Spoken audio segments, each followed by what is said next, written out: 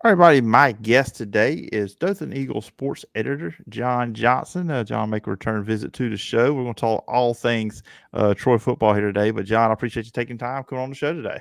Always, Philip. Thanks for having me, man. Oh yeah, absolutely, absolutely. I know when we first talked about having you on this week, it was going to be all bowl. But Troy has a new head football coach, and Gerad Parker coming from Notre Dame, where he was the offense coordinator and tight ends coach up there. And just that's where I want to jump off at. Just what were your initial thoughts? Just before his press conference and all that stuff, when you heard the name that he was going to be the next head coach at Troy, what were your initial thoughts? My initial thoughts were I was shocked because I hadn't heard his name really. We were hearing different people, and that wasn't one of them.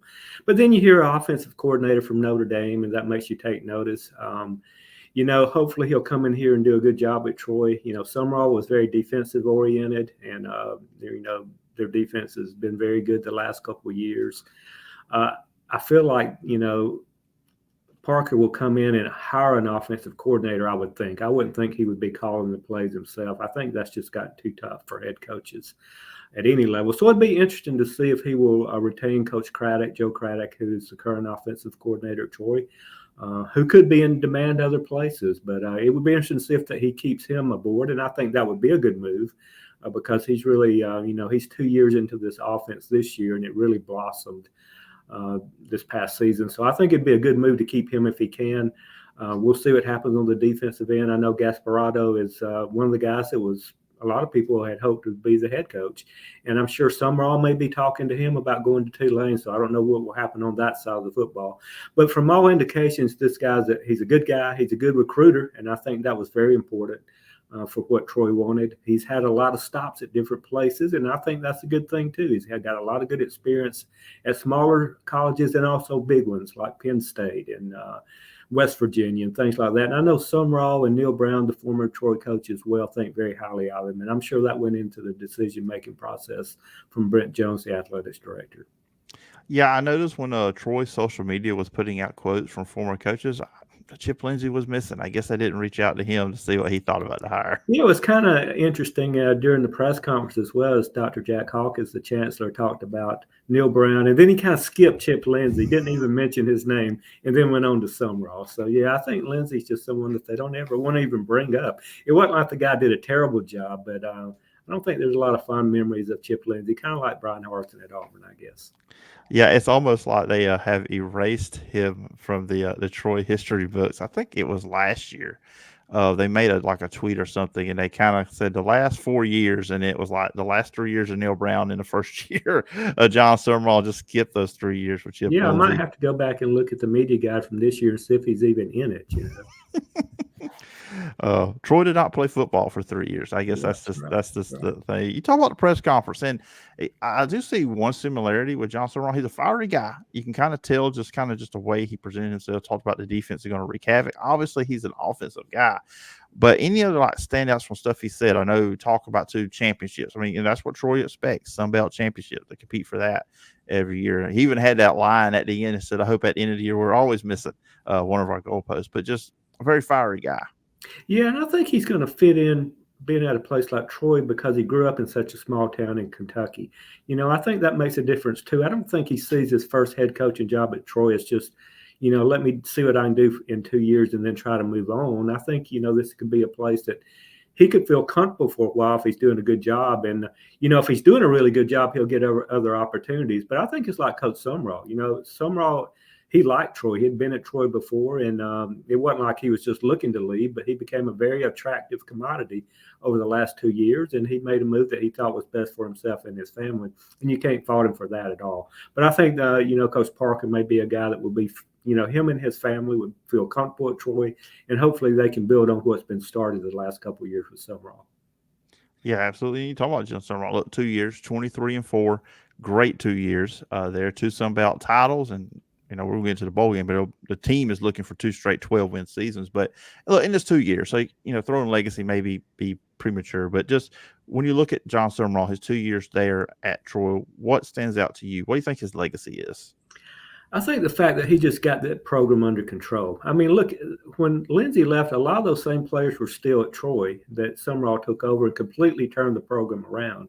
And you could see it from the practices, Philip. I mean, it was so different. And I don't want to knock Lindsey because everybody does it differently. But when Mhm. you went to a Troy practice with Sumrall as opposed to Lindsey, it was so much more uniformed and strict and disciplined. And it was to the point of, after every practice, you better pick up your stuff in the locker room. We better not find anything down on the floor. It was that kind of thing. It was the discipline thing, and everyone bought into what he was trying to do at Troy. I mean, and it was one of those deals to where you knew the players would respond to him because they knew how much he was invested in them. And so when they went to battle on Saturday afternoons, man, they if they had a tough first half, you knew they would come back stronger in the second half. And that's a big reflection on Sumrall and his staff because those kids just got better as the game went along. They made adjustments, and that's something we didn't see under Lindsey. Yeah, we never saw Lindsey have an outburst over on the sidelines like we No, got a couple no. of with Jon Sumrall. I still remember the Ole Miss game this first year. He did that, and Yeah. of course, in the Sun Belt Championship game when they didn't call the obvious face mask against Yes. Gunnar Yes. Watson, he had his get back coach earned his money that time. I still remember seeing the overhead shot where he like ran 30 to 40 yards Yeah. because he saw he saw what was about to happen. But yeah, we'll see if. New coach Parker has that kind of intensity on side. And I think that meant a lot to the players because I Oh, think with sure. Sure. Sumrall, it showed that you have a coach that's willing to fight for you. Absolutely. Yeah. That first Ole Miss game, I was wondering, man, is this guy going to make it as a head coach? Because he was fired up he just I didn't know if he could emotionally, handle the job of being a head coach. But yeah, he's going to go down as one of the best to ever come through Troy without a doubt. Looking at the Birmingham Bowl, which you will be there on Saturday, 11 o'clock on ABC. Troy is listed as a 7-point favorite, and the over under is 44.5. But just looking at this matchup, obviously a lot of players from Duke are not playing. They've hit the portal. Obviously, the quarterback Riley Leonard, he's now to Notre Dame. They've got other players too as well. Running back Jordan Waters is not going to play. Defense lineman Aeneas Peebles. But just you look at this matchup, Troy versus Duke. Troy's first time playing a Power 5 team in a bowl game. Just what stands out to you with this matchup? Well, kind of what you just said. Duke's going to be missing so many more star players than Troy is. I mean, the only one that I'm not sure that's going to play is Jaden McDonald, who is in the transfer portal, but I haven't heard that he isn't. In fact, I was able to talk to Coach Gasparotto, I guess it was Tuesday afternoon, by phone, and I asked him that. He said, "We're just really not sure right now as far as that situation." But Javon Solomon, who's he's going to be going to the pro ranks, or he's going to enter the NFL draft. He's going to play in the Senior Bowl. We know that. I don't expect Kamani Vidal to be back next year at Troy. I figure he will enter the NFL draft. They have not said that, either one of them, but they both went through senior day, so you don't expect them back. But we do expect them to play Saturday. All of Troy's players, as far as I know, except for maybe McDonald and a few that are entering the portal that really were non-factors, are expected to play Saturday. And I think that's going to be a big difference maker because Duke's going to be out there with a freshman quarterback. As you said, Riley Leonard's not going to be playing. Their top running back's not going to be playing. Defensive lineman's not going to be playing. Their best linebacker's not going to be playing. And I think this is a game that Troy dearly wants to win too. I mean, for Duke, I guess if you're looking at it from Duke's standpoint, yeah, we want to win a bowl game, but it's not the same as Troy wanting to win a bowl game, but also beating a Power 5 team like Duke. And just to show the nation that, hey, if you haven't paid any notice of what we've done the last 2 years, here you go. This is what we do. And national TV, ABC, 11 a.m., everybody's getting up and starting to watch bowl games that day. I think there's going to be a lot of eyes on it.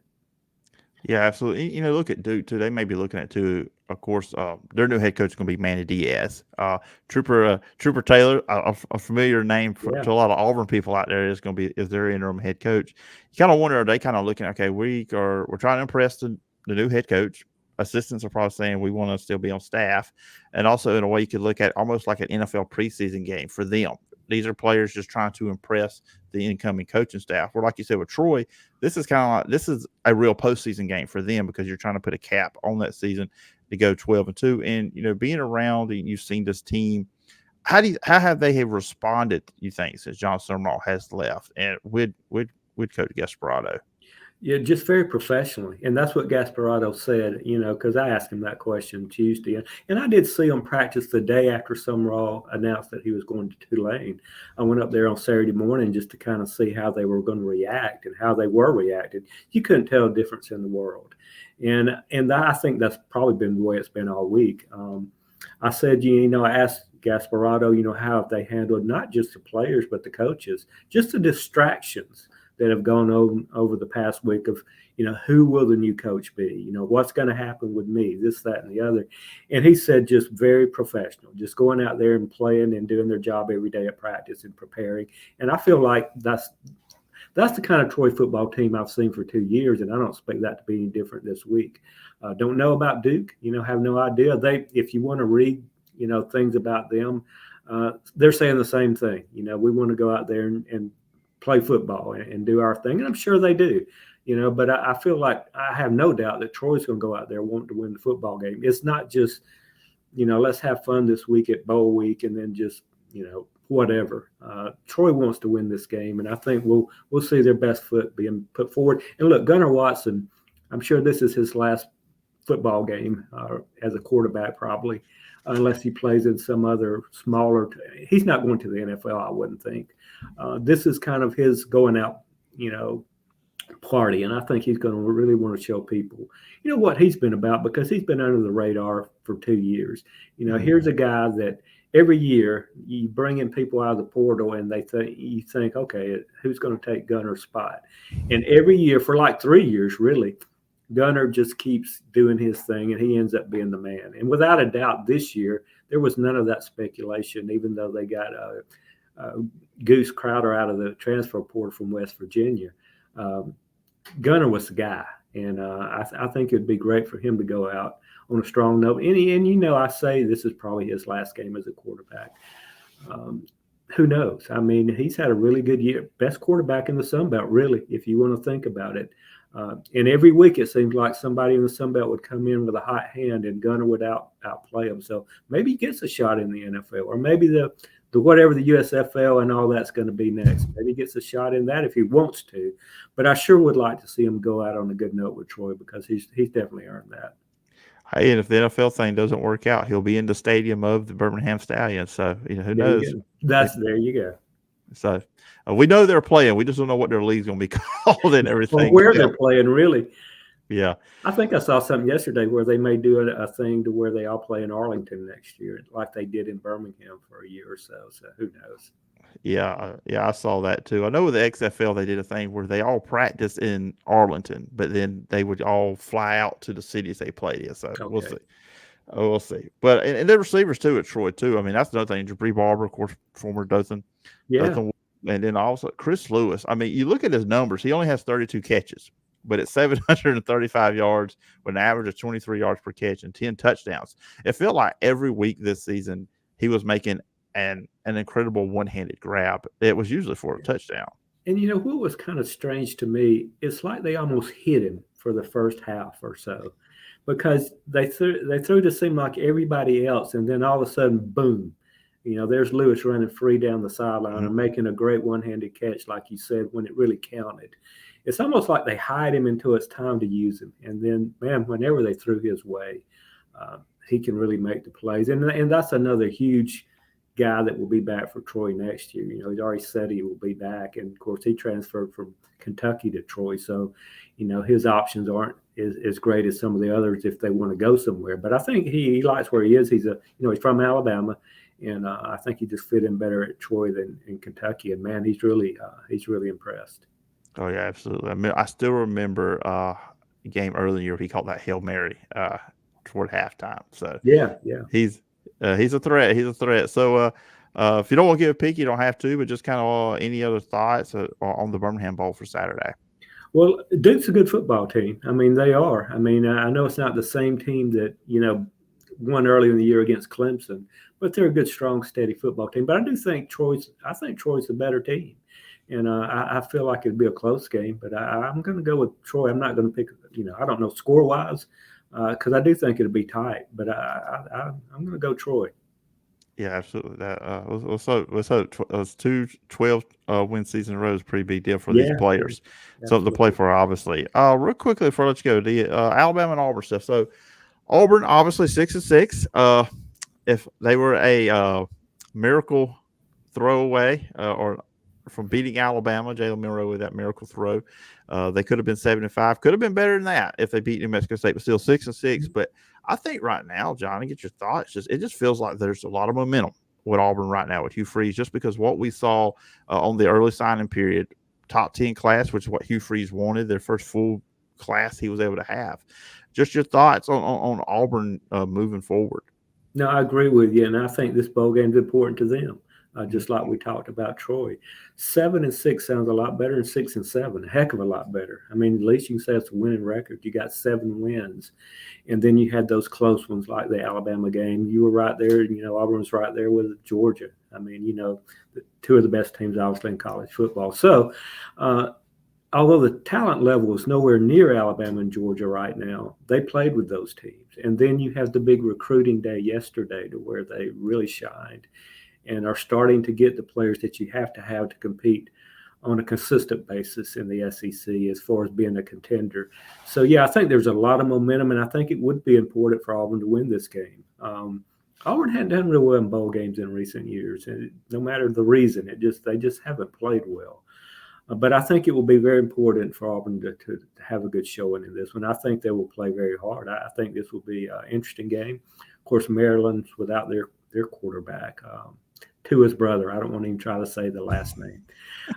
But anyway, that's a big deal there. I think that gives Auburn the edge, and Auburn's going to have a huge crowd there. I mean, it's going to be like a home game for Auburn. So, yeah, I think Auburn will play well in that one, and I think it's another game for Peyton Thorne to establish himself as a starter, looking ahead to next year.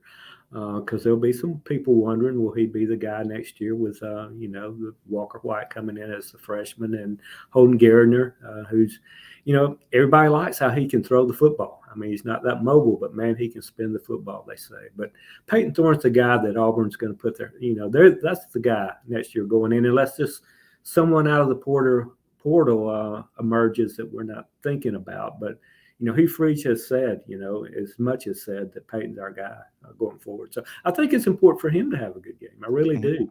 If he goes out there and struggles and throws a couple of interceptions against Maryland, well, maybe you start thinking differently again. Maybe Coach Freeze starts thinking differently. So I think it's important for him to have a good game. He had a very good one against Alabama, and I think that left a good taste in everybody's mouth. Yeah, when you look at the receivers they bringing in through the high school ranks, I mean, it's got to be one of the best Auburn classes on paper coming in for next year. You just got to think one or two of them is going to stand out. I Yeah. mean, you want to hope all of them do, but two of them have to, and then you get talent around them that can make a difference. Alabama playing Michigan, classic matchup. I asked an Alabama writer earlier in the week, John. I'm going to ask you this question, see if you can answer this trivia question. Oh, no. Okay.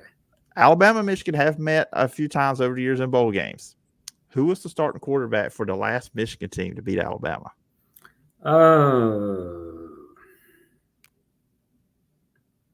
It wasn't Greasy's son. I don't know. Oh, Tom Brady. yeah, I was about to say Brady. That's right. And what year was that? That was 2000.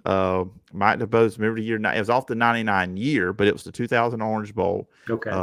That was when Alabama won the SEC championship, when DeBose beat Spurrier twice that year with Sean Alexander.